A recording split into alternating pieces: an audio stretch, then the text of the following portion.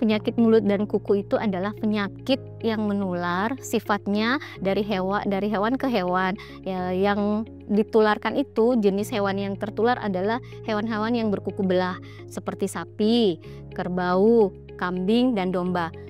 Ini sangat penting untuk mencegah PMK terutama di Talasak Baru, karena masyarakatnya di sini yang tadinya 70% untuk peternak sakit, tidak dilaporkan atau tidak ditangani secepat mungkin, ini hewan ternaknya bisa mati dan mengakibatkan yang punya ini mengalami kerugian dan mengakibatkan perekonomian yang ada di Desa Talasak Baru ini menurun. Uang saya dapatkan dari harga jualan sapi itu biasanya kebutuhan sehari-hari dan kebutuhan anak-anak sekolah dan lain-lain sebagainya.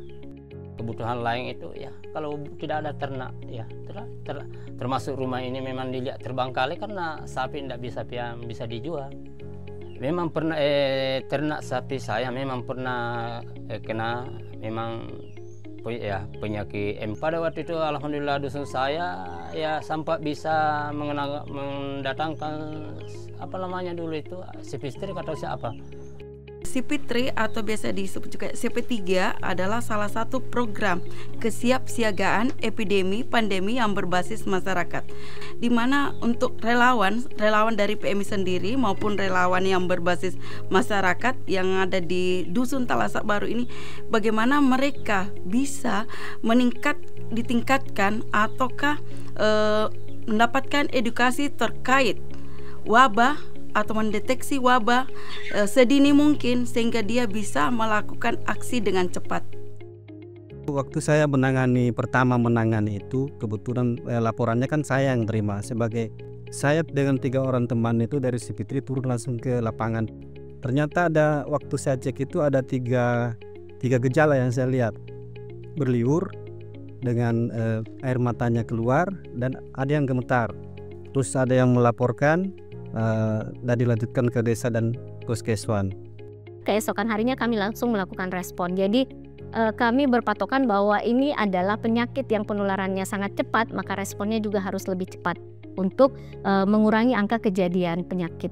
Pemberian vitamin diberikan, kemudian pemberian suplemen mineral juga diberikan, dan kami tetap melakukan respon dan melakukan observasi untuk menyatakan hewan-hewan di sana itu sudah sehat, kemudian dilakukan vaksinasi. Alhamdulillah kalau sapi yang sudah dikasih obat pada waktu itu 1 minggu memang ada perubahan, langsung baik dilihat. Kalau sapi yang induk sapi yang pernah saya yang dikena MK itu ya sampai pelihara kembali karena memang masih dilihat kondisinya masih bagus. Intinya dengan melalui CP3 saya bisa memberikan pengertian ke masyarakat yang mungkin pemahamannya masih kurang tentang penyakit baik kepada manusia ataupun hewan. Awalnya itu masyarakat banyak yang tidak merespon. Kita menjelaskan contoh misalkan ada penyakit tapi tidak tertangani, karena kita berulang-ulang akhirnya mereka menerima. Tiap magi karena tiap magi pasti nak kisapinku racun jentuk kapang katanya baru mengerti. Nah dia Pak Fitri nampai mengerti kau tiap itu wajika daran wajika seandainya tenar pasingi jai misapi mati kau kamane ia ini nampai riseng wajib balik pastinya.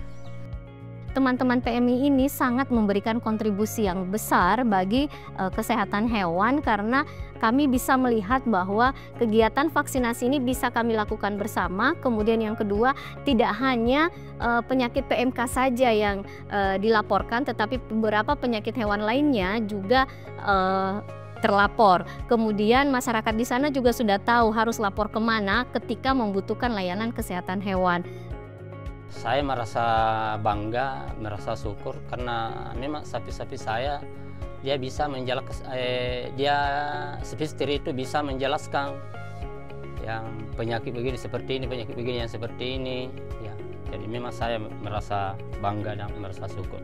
Pasti bahagia dia, karena ternak sudah baik.